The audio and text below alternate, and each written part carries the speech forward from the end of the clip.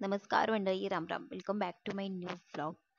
तर इथे माझी सकाळची सुरुवात झालेली आहे. खूप जास्त गडबड होती कारण आज पुन्हा आणि उठायला लेट झाला. ॲक्च्युली 6:30 काहीतरी वाजले होते मी उठलेली त्यावेळेला. अंघोळ वगैरे झाली माझी. आता 7 च्या दरम्यान कामाला सुरुवात केलेली आहे आणि एका गॅसवरती निलेशला ठेवलं आहे अंघोळीसाठी पाणी. दुसऱ्या गॅसवरती मी पाणी गरम करत ठेवलंय. हळद पाणी आम्ही घेतो तर त्यासाठी आणि राईस सुद्धा करायचा होता त्यामुळे थोडं पाणी गरम केलं की बरं पडतं. आणि इथे माझं पाणी संपलं होतं त्यामुळे मी पाठीमागे आणायला गेले होते.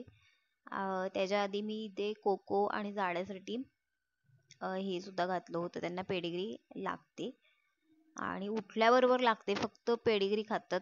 दूध म्हटलं की त्यांच्या घशाखाली उतरत नाही असं आहे हे. आणि आज थोडं क्लिनिंग सुद्धा करायचं होतं. किचन ओटा वगैरे जो होता तो हा काही मी नेहमी जो बेसिकचा आहे तो काही करून घेतेच कारण जेवण करायच्या आधी मला ते क्लीन करावंच लागतं. जसं की मी प्रत्येक मध्ये सांगते, या मध्ये सुद्धा हेच सांगेन की माझी मांजरं जी आहेत ती तिथेच लोळत असतात. त्या पडद्यासोबत ना खेळत असतात. त्यामुळे मला ते क्लीन करावंच लागतं. आणि क्लीन करून झाल्यानंतर इथे मी जेवणाला लागले. आज थोडा खूप जास्त वेळ झाला होता आणि निलेशचं हेच सुरू होतं की अगं आवर आवर आवर जेवण कर, डब्बा आवर पटकन, मला जायचंय लवकर. काम खूप जास्त लांब असेल ना की थोडी गडबड होतेच. आणि कोकोला म्हणजे त्याला कधीही त्याच्या अंगात येतं. त्याला फक्त म्हणजे काय म्हणतात त्याची मया करायची. अंगावरून हात फिरवायचा, मानेला खाजवायचं आणि खूप त्याच्याशी मया करायची म्हणजे त्याला बरं वाटतं असं आहे कोको. आणि इथे ना ऍक्च्युली काय झालं होतं, इथे मी माझ्या कामामध्येच होते.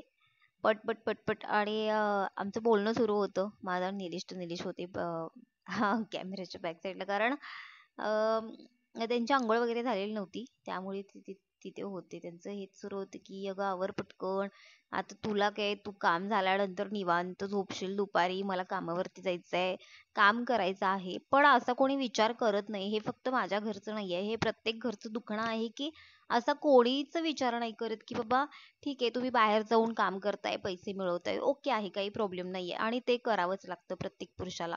आणि आता स्त्री सुद्धा कुठल्याही कामामध्ये पाठीमागे नाहीये. अगदी ती घर सांभाळून बाहेरचं सुद्धा जॉब करून पैसे कमवून आणू शकते. पण ज्या माझ्यासारखे कोणी घरी आहेत तर त्यांना सतत हेच ऐकवलं जातं की आता तुम्हाला काय, तुमचं जे नेहमीचं काम आहे ते झाल्यानंतर तुम्ही निवांत घरी झोपाल दुपारच्या वेळेत वगैरे. पण आमची जी दुपारची 1 तासाची झोप असते ती दिसते. पण फुल डे आम्ही सकाळी 5 वाजल्यापासून ते संध्याकाळी 11 पर्यंत आमचे हात चालू असतात, पाय चालू असतात.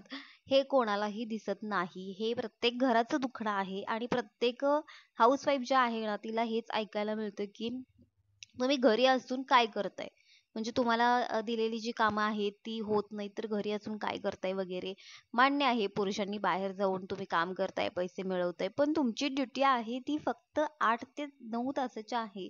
आमच्यासारखे 12-13 तास थोडीच तुम्ही कामं करताय. म्हणजे इतकं सगळं करून सुद्धा शेवटी हेच ऐकावं लागतं. म्हणजे आणि फक्त मी नवऱ्याचंच नाही सांगत आहे. बाकीचे जे असतात ते त्यांचं सुद्धा तेच असतं, की बाबा तुम्ही घरी बसून तुम्हाला काय काम असतं म्हणून. मग कोणी असा नाही विचार करत की बाबा घर सांभाळणं सुद्धा हा एक असा जॉब आहे, म्हणजे थँकलेस जॉब आहे. याच्यासाठी आपल्याला म्हणजे कोणीही आभार मानत नाही की बाबा तू माझं जे घर आहे ते सांभाळतेस, टापटीप ठेवतेस, जे कोणी घरी येतात त्यांचं सगळं जे काही आहे ते बघतेस वगैरे. पण याची कोणाला म्हणजे खरंच कदर नाहीये. सहजपणे बोलून जातात माणसं की बाबा तुम्हाला काय काम असतं, झोपायचंच तर असतं, झोपाच काढत असतात वगैरे. पण ती 1 तासाची झोप दिसते, पण बाकीच्या उरलेल्या तासामध्ये आम्ही काम करतो. सकाळच्या जेवणाचं असतं, मुलांचं आवरायचं असतं घरी, आणि हे काही मांजर कुत्री वगैरे पाळलेली असतात तर त्यांचंही बघायचं असतं. म्हणजे मला हेच सांगायचं आहे की आपण जे करतो ना, हा हाऊसवाईफ जी एक आहे तिचा जो जॉब आहे घर सांभाळण्याचा, तर तो थँकलेस जॉब आहे. याच्यासाठी आपल्याला कोणीही थँक्यू नाही म्हणत. आणि खरंच ही खूप जास्त दुर्दैवाची गोष्ट आहे.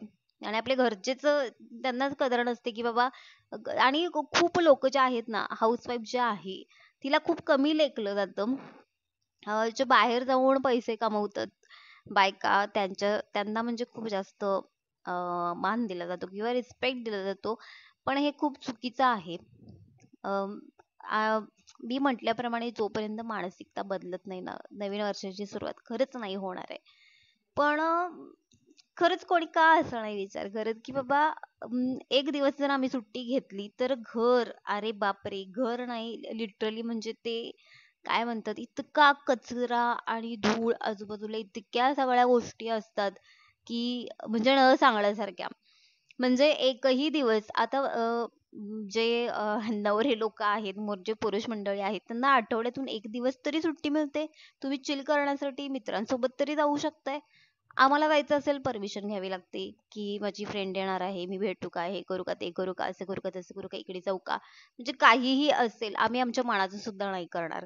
तरीही तरीही आम्हाला कमी लेखलं जातं. ऐसा क्यू है भाई, ऐसा क्यू है. म्हणजे या गोष्टीचं मला इतकं वाईट वाटतं ना. आणि जरी आपण आपली मतं मांडायला गेलो ना, की आपल्यालाच शांत केलं जातं. जे घरची मोठी मंडळी असतात, ज्यांना मोठेपणाचा मान दिलेला असतो आपण, ती आपल्याला शांत करतात की बाईच्या जातीने असंच केलं पाहिजे, तसंच केलं पाहिजे, हेच केलं पाहिजे, तेच केलं पाहिजे. म्हणजे खरंच या सगळ्याला कधी फुल स्टॉप लागणार आहे मला नाही माहिती. पण म्हणजे जे हाऊसवाईफ आहे ना, तिला खरंच नाही म्हणजे इतकं का महत्त्व दिलं जात नाही मला नाही माहिती. आणि भलेही आणखीन काही त्यामध्ये चांगल्या गोष्टी झाल्या तर घरच्या सगळ्यांना क्रेडिट जातं. आणि वाईट काही झालं ना, एकट्या त्या जी कोणी हाऊसवाईफ आहे, जी कोणी मुलगी आहे, जी कोणी सून आहे, तिलाच म्हणजे टार्गेट केलं जातं की अरे तुम्ही घरी असताय, तुम्हाला कळत नाही का, तुम्ही बघितला पाहिजे होता, लक्ष द्यायला पाहिजे होता. म्हणजे सगळं तिच्यावरती जातं आणि चांगल्या गोष्टीचं क्रेडिट मात्र सगळे घेऊन जातात. आणि ह्या ज्या प्रत्येक गोष्टी आहेत ना, प्रत्येक बाईसोबत घडते. पण आपला स्वभाव असा आहे की सगळ्या बायकांचा, आपण इमोशनल जरी असलो ना तरी स्ट्रॉंग आहोत मेंटली. त्यामुळे देवाने माझ्या मते सगळ्या गोष्टीच्या भोगायच्या आहेत, जे भोग आहेत ते आपल्याच वाट्याला दिलेले आहेत. पण ही जी मेंटॅलिटी आहे ना की अरे ती तर फक्त घरकामच करते, बाहेर जाऊन पैसे कमवत नाही, तिला इतका कशाला मान द्यायचा वगैरे, हे खूप चुकीचं आहे. मी आणखीन एकदा म्हणतेय की आपला जो जॉब आहे ना हाऊसवाईफचा, खरंच तो म्हणजे थँकलेस जॉब आहे. म्हणजे त्याला काहीच व्हॅल्यू नाहीये त्या गोष्टीला.